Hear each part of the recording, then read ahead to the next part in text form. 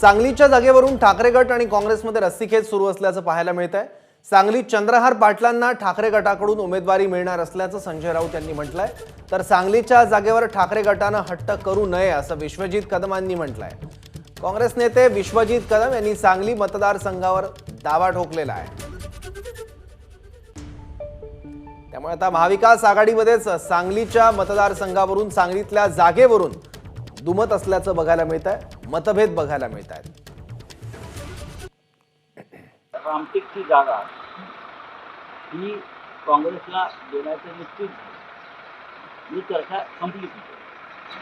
कोल्हापूरच्या बदल्यात सांगली शिवसेनेकडे राहील, कोल्हापूरच्या बदल्यात सांगली शिवसेनेकडे राहील।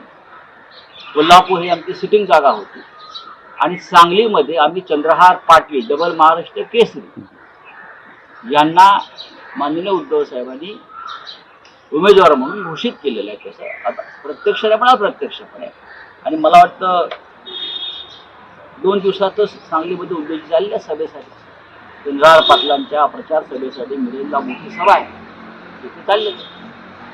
आता पुन्हा बैठका होणार नाहीत तेव्हा स्पष्ट आहे। आज चंद्रहार पाटलांची उमेदवारी ही चंद्रहार पाटलांनी सुद्धा शिवसेनेत अवघ्या 6 ते 7 दिवसापूर्वी प्रवेश केलेला आहे आणि म्हणून शिवसेनेने ही मागणी ही त्यांची चुकीची आहे आणि आम्ही शिवसेना ही पक्षाला विनंती करतो की सांगली जिल्हा हा जो काँग्रेस पक्षाचा बालेकिल्ला आहे त्याच्यावर हा हट्ट तुम्ही करू नये। आज सांगली जिल्ह्यामध्ये जवळजवळ 600 गाव आहे।